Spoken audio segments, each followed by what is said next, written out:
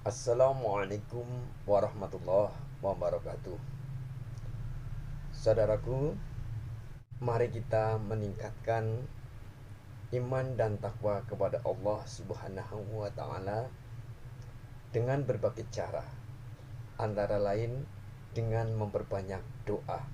Sebab Allah telah berfirman, A'udzubillahi minasyaitonirrajim. Bismillahirrahmanirrahim. Ud'uni istajib lakum. Berdoalah kepadaku, pasti aku akan kabulkan untukmu. Saudaraku, Allah yang maha pengasih, Allah yang maha penyayang, Allah yang maha kuasa memanggil kita, merindukan kita, sehingga kita diminta oleh Allah mendekat kepadanya dengan banyak berdoa. Bahkan Allah menjamin siapapun kita yang berdoa kepada Allah akan dikabulkan oleh Allah. Oleh karena itu, mari di sisa umur ini kita memperbanyak berdoa kepada Allah Subhanahu wa taala. Antara lain pada hari ini, pada saat ini, mari kita berdoa kepada Allah. Allahumma a'inni ala dzikrika wa syukrika wa husni ibadatik. Apa dasar hukumnya? Suatu hari Rasulullah Shallallahu Alaihi Wasallam memanggil Mu'ad bin Jabal. Nabi bersabda kepada Mu'ad, "Wahai Mu'ad, demi Allah aku mencintaimu. Aku wasiatkan kepadamu, jangan pernah lupa setiap kali dalam akhir sholat sebelum salam bacalah doa. Allahumma a'inni ala dzikrika wa syukrika wa husni ibadatik." Ya Allah, tolonglah aku agar selalu ingat kepadamu, selalu bersyukur kepadamu, dan selalu terbaik dalam mengabdikan diri kepadamu. Hadis riwayat Abu Daud dan Ahmad. Saudaraku, lewat hadis ini kita mengambil hikmah bahwa ada baiknya setiap kali kita sholat, setelah kita membaca tahiyat akhir, fil alamina innaka hamidum majid, maka boleh kita lanjutkan, dan sebaiknya kita lanjutkan dengan berdoa, Allahumma a'inni ala dzikrika wa syukrika wa husni ibadatik. Ya Allah, tolonglah aku agar selalu ingat kepadamu, selalu bersyukur kepadamu, dan selalu terbaik dalam mengabdikan diri padamu. Saudaraku, doa ini tidak hanya kita ucapkan lewat lisan ini, tapi mari kita hayati dan kita jadikan perilaku. Sehingga lewat doa ini kita punya 3 karakter utama. Yang pertama, kita mohon kepada Allah, Allahumma a'inni ala dzikrika. Ya Allah, tolonglah aku agar selalu mengingatmu.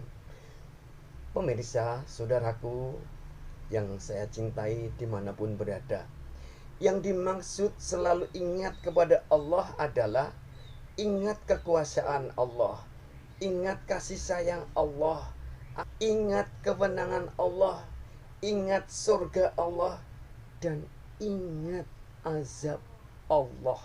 Dengan mengingat itu semuanya, maka kita akan menjadi orang yang selalu berhati-hati dalam berucap, bersikap, berperilaku. Kita akan menjadi orang yang selalu ingat kepada Allah, taat kepada aturan Allah dan Rasulullah. Kita akan selalu ingat kepada Allah sehingga taat pada hukum. Kita selalu ingat kepada Allah sehingga taat kepada norma. Dengan demikian kita akan menjadi pribadi elegan, pribadi yang taat agama, taat hukum, taat norma. Apa hasilnya dengan cara yang seperti ini? Karena kita taat agama, taat hukum, taat norma, maka hidup kita jadi tentram. Mengapa? Karena orang yang taat pada agama, taat pada hukum, dan taat pada norma-norma yang ada, maka tidak akan menimbulkan masalah, tidak akan menjadi masalah, bahkan insya Allah akan menjadi solusi atas segala masalah biiznillah, dengan izin Allah. Dengan demikian, orang yang selalu ingat kepada Allah, hidupnya tenang, disayang oleh Allah, disegani oleh sesama manusia, bahkan seluruh makhluk Allah dengan izin Allah akan menyayangi kita, tidak mengganggu kita, dan akan menjadi pendukung kita dalam mengabdikan diri kepada Allah. Hidup tenang, mati husnul khotimah, dan pada saatnya masuk surga. Itu hasil dari orang yang selalu ingat Allah, ingat kekuasaan Allah, ingat kasih sayang Allah, ingat surga Allah, ingat siksa Allah. Saudaraku, yang kedua, lewat doa tadi kita berdoa, wa syukrika, ya Allah, jadikanlah aku sebagai orang yang selalu syukur kepadamu. Syukur kepada Allah maksudnya adalah kita selalu ikhlas, selalu legowo, selalu senang menerima semua takdir Allah, baik itu yang mungkin terasa manis maupun takdir yang mungkin terasa pahit. Orang yang bersyukur kepada Allah akan lapang dada, wawasan akan luas, hidup akan tenang, mensikapi segala sesuatu itu dengan cermat dan hati-hati. Orang yang selalu bersyukur kepada Allah selalu merasakan semua pemberian Allah itu baik, selalu benar, selalu bermanfaat, sehingga selalu berprasangka baik kepada Allah. Sehingga orang yang bersyukur kepada Allah hatinya tenang, pikirannya cerdas, dan langkahnya tepat guna.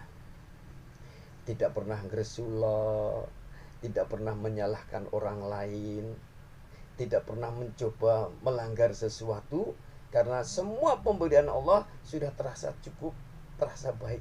Tidak ingin neko-neko, tidak ingin korupsi, tidak ingin menyakiti orang lain, tidak ingin melanggar hukum agama, tidak ingin melanggar hukum negara, dan tidak ingin melanggar norma. Semuanya sudah cukup dari Allah. Yang ketiga, cintanya Nabi kepada Mu'adz bin Jabal mengingatkan agar kita selalu wa husni ibadatik, selalu terbaik dalam mengabdikan diri kepada Allah. Sehingga ketika kita berdoa, Allahumma a'inni ala dzikrika wa syukrika wa husni ibadatik, ya Allah, tolonglah aku agar selalu ingat kepadamu, selalu syukur kepadamu, dan selalu terbaik dalam mengabdikan diri kepadamu. Kita akan tampil prima dalam setiap ibadah kita yang wajib, yang sunnah, akan kita jalani dengan sebaik mungkin, dengan paham syaratnya, rukunnya, wajibnya, yang membatalkan, yang memakruhkan, kita jalani dengan paham betul apa manfaat ibadah-ibadah yang kita jalani, sehingga kita jalani dengan sebaik mungkin.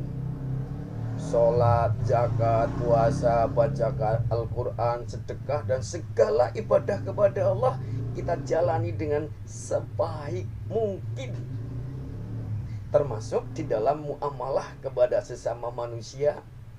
Sikap kita kepada hewan, tumbuhan, kita lakukan terbaik, karena kita rasakan sebagai ibadah kepada Allah, sehingga kita jalani dengan baik. Sebagai warga negara, kita pun Perilaku terbaik untuk negara, untuk bangsa, menempatkan kepentingan bangsa dan negara di atas kepentingan pribadi atau golongan. Karena menempatkan diri kita sebagai hamba Allah, ingin sebagai warga negara terbaik dalam rangka menjadi hamba Allah terbaik, mengabdikan diri kepada Allah terbaik. Alhasil, orang yang berusaha berdoa, ya Allah, tolonglah aku agar menjadi orang yang terbaik dalam mengabdikan diri padamu, maka akan selalu baik kepada Allah dan Rasulnya, baik kepada sesama manusia, baik kepada hewan, tumbuhan, alam semesta, akan baik menjadi anggota keluarga, akan baik menjadi anggota masyarakat, dan akan baik menjadi warga negara. Dengan doa ini, insya Allah kita akan menjadi warga negara terbaik dan menjadi hamba Allah yang terbaik. Hasil dari semua ini, kita akan disayang oleh Allah, disayang manusia, disayang oleh makhluk-makhluk Allah dalam bentuk segalanya. Dan kita akan dihormati keluarga, dicintai masyarakat, akan dihormati oleh negara, dengan mungkin dijadikan sebagai guru bangsa. Nah, hasil akhir dari doa ini adalah kita hidup bahagia, matinya husnul khotimah, dan insya Allah masuk surga. Maka mari kita berusaha selalu berdoa, Allahumma a'inni ala dzikrika wa syukrika wa husni ibadatik. Ya Allah, tolonglah aku agar selalu ingat kepadamu, selalu syukur kepadamu, dan selalu terbaik dalam mengabdikan diri padamu.